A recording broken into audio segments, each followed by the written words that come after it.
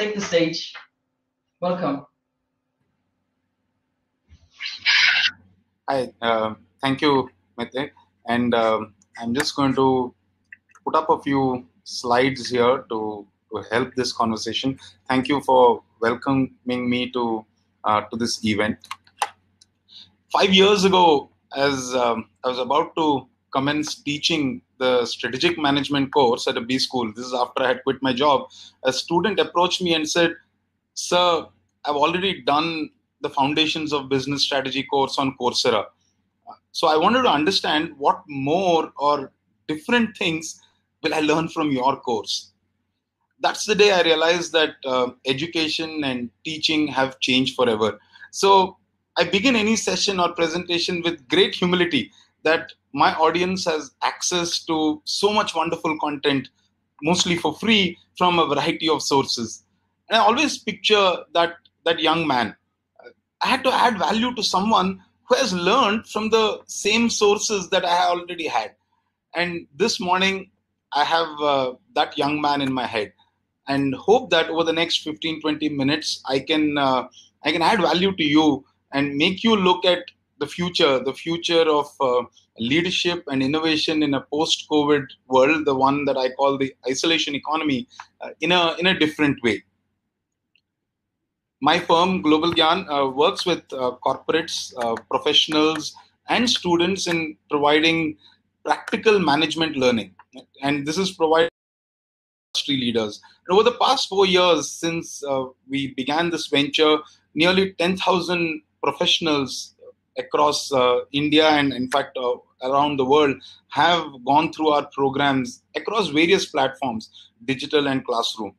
2 years ago, we decided to make a shift from a traditionally classroom model of delivering management education into a digital one. And last year, 50% of our revenues came from pure digital offerings. And in the past 3 months of the lockdown, everything that we've been doing is just virtual and digital. And the inquiries from corporates, colleges, etc., have been shooting up. Why am I sharing this background? I think there are some very interesting lessons about the future of management education that we're actually experiencing right now as we are going through this period of crisis and uncertainty. And I want to touch on the impact of that in the second half of my presentation. But in the first half, I want to just focus on what is happening around us and what I think will be its impact on the future of several businesses. The idea of social distancing has become very popular in recent times, but the forces of distancing were already set in motion. As many of us, including me, moved away from our homes and countries in search of better education and economic opportunities, families became more nuclear in nature, and technology encouraged us and said that you can stay in touch even if you're very far away. Even if you cannot physically connect, you're in touch. So social distancing has begun and has been underway for decades. And in recent years, we have seen the advent of whether it's social media, streaming entertainment, e-commerce, or hyperlocal delivery. All these products and new platforms have emerged primarily to help drive this idea of social distancing. So social distancing is actually not new. It is not because of COVID. But what COVID has done is that it is accelerating this behavior shift of social distancing. The first multiplier effect is forced experimentation. We have been forced to change the way we work, we live, communicate, learn, everything. We have done things in ways that we never thought were possible. And if I just think about our own work, I asked 650 managers during various such webinars about if they'd ever worked remotely for more than a week. Nobody even thought that remote working could work for more than a week. Everybody felt that at most we would do this for a week, but doing this for months altogether was completely not even imagined. And even at home, many of us, surely in India, we've been doing things that we never thought we would do at home, like the picture suggests over there. But the the strange thing about this forced experimentation is that we've actually had favorable experiences. We Let me speak about myself. I never believed that as an entrepreneur, someone who is running a startup, that my team could work away from an office for long periods of time. That we felt that our energy came from being together in the office and doing things together.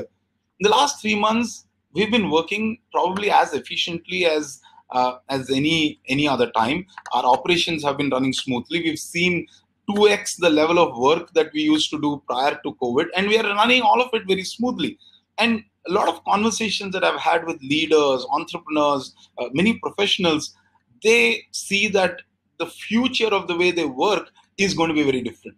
Similarly, when I've been speaking to many people, I've heard that they're rethinking about where they want to live, how they want to live, what kind of a lifestyle they want to live. There's a lot of thinking happening about how we want to change our way of doing things in the future because we've had some favorable experiences in this forced experimentation.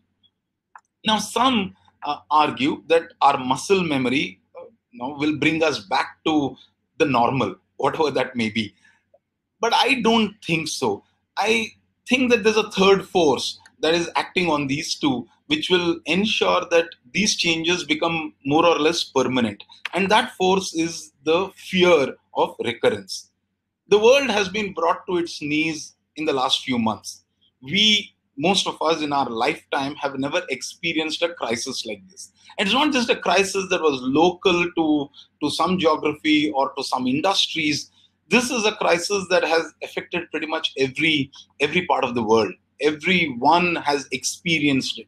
And I think that fear, now whether, and I'm sure there will be a cure found to corona and there will be something done about it, but that fear that something like this could happen, if it has happened, it could happen again. I think that fear will cause us to change our behavior and the choices we make about things.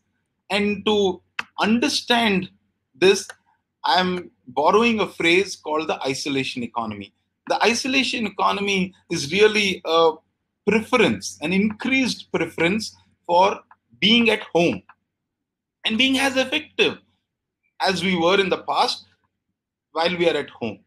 And when I talk about home, it's not just the home which is the four walls of our home. Yes, surely that is included, but it's anything that is physically or geographically closer to our home than ever before. So our preference to be in our neighborhood or in our town or in our state or in our country. So at varying degrees of isolation, that we'd rather be in our town than some other town, in our country than some other country, our home than anywhere else. It is that preference to physically get closer to the home will mark the isolation economy. But this isolation, physical isolation, does not mean that we want to give up the things, sacrifice the things that we got before. No, now those things will come to us than we having to go out to get them. And this is the mark of the isolation economy. The isolation economy, therefore, will have huge impact on a variety of businesses. And in order to understand how it will impact different businesses, including education, we've built a framework around it, and we looked at how behavior is going to change as a result of these changes. So we looked at behavior along two dimensions. The first is around physical. Okay. So either we do things at home or inside the home or very close to the home, or we do those things away. So physical distance of where the activities occur. And secondly, the frequency at which they occur. Do they occur very frequently, periodic intervals, clearly known when they will happen, or they happen infrequently? So these are the like a classical 2x2 matrix that all management frameworks are built around. And in these two dimensions, we have identified three big shifts that we think will happen. The first is that high frequency away activities will see a shift to being done at home. The second shift we anticipate is that infrequent away activities will see a partial shift to at home with higher frequency. So partial shift to at home, but the frequency will increase. And then finally, infrequent away activities, those that don't shift to the home, will seek a guarantee of isolation. Let me visually demonstrate how these things would play out. So what we have here is a matrix of the various activities distributed along those two dimensions, and therefore four quadrants.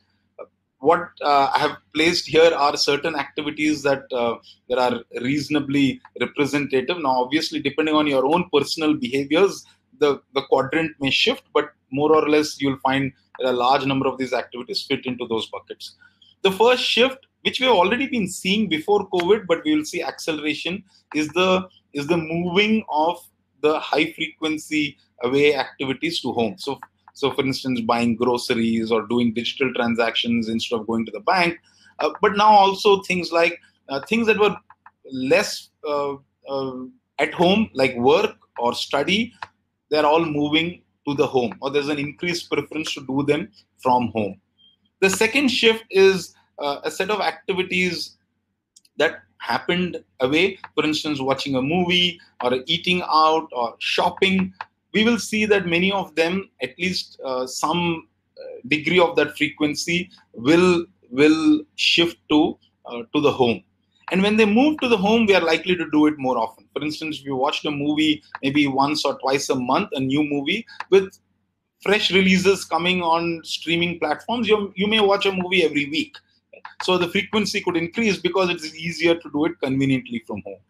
And the third shift is that those activities that cannot move to the home, for instance, a vacation, we will seek a higher threshold of hygiene and safety and isolation, and therefore be willing to provide a premium for that safety and for that hygiene.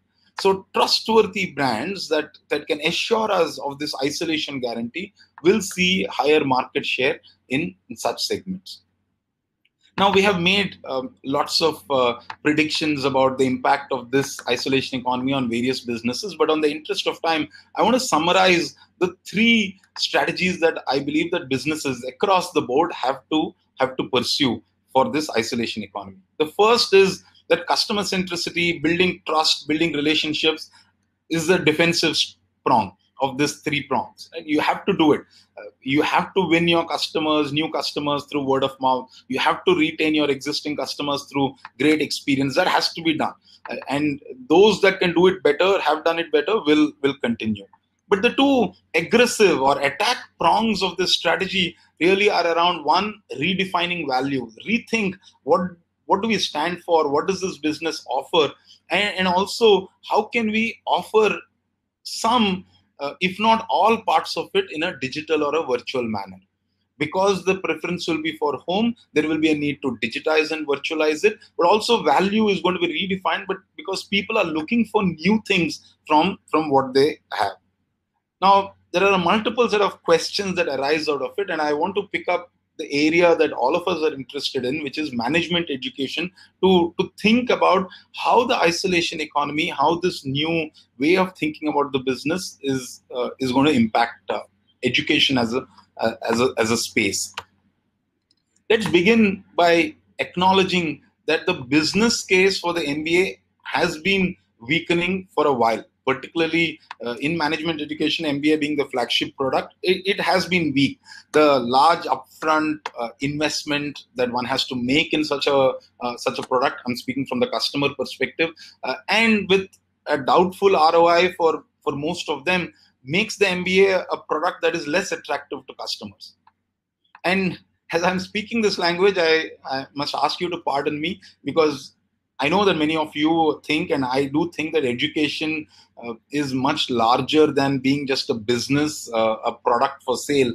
But the reason I use that language, the language of business, is that I want to apply the same principles, the same rigor of management that we ask our customers, our corporates and professionals to apply in their work. What we teach, I want to apply the same principles. So the same frameworks, the same rigor of management, I want to apply to management education. So I hope you'll bear with me as I speak that language. The other problem with the MBA, and which I have seen by being on the corporate side and being on the faculty and all the things that I'm doing, is that there's a huge mismatch between what the product teaches, or what the MBA teaches students, and what they are needed to do in the workplace. Just give an example. The MBA asks, every case study asks the student to put themselves in the shoes of the CEO, take decisions about brand management, M&A, organization transformation, leadership, and so on. And this young man or girl graduates and gets into a job, and the job could be being a sales officer for a consumer goods company, selling soap in a rural area to a distributor, or join a bank to be a credit analyst and maybe calling up customers who have not repaid their loans. And then suddenly there's dissonance. I thought I was going to change the organization strategy, and what am I doing? And this creates a lot of bitterness. I've seen a lot of young MBAs being extremely bitter, first with their organization, because they feel that they're being undervalued and being given roles that don't fit with what they have learned. And then over time, as they build lived experiences and find that they're actually able to do things, then they get bitter about the MBA, because they feel that the MBA hasn't taught them what they had to learn on the job, on the ground. So this bitterness about the program, both with the employees, this entire dissonance is a huge issue that we see a lot from the corporate side of the MBA. And then finally, that with the new startup economies, with the whole gig work mindset that people have, a lot of young people do not want to invest a lot of their upfront time and money and then pick up a large financial burden, whereas they could have other ways of earning very quickly and build some flexibility to their careers. So I believe that with all of this, I want to use the metaphor of the red ocean or the blue ocean strategy, that the MBA product is in a red ocean. It's a one-time education event with a large risky investment, and the whole fight or the rivalry is amongst all the business schools that are trying to attract this shrinking demand of MBA students into their campuses. Whereas the world is looking at different things. We are looking at continuous learning, not a one-time education event.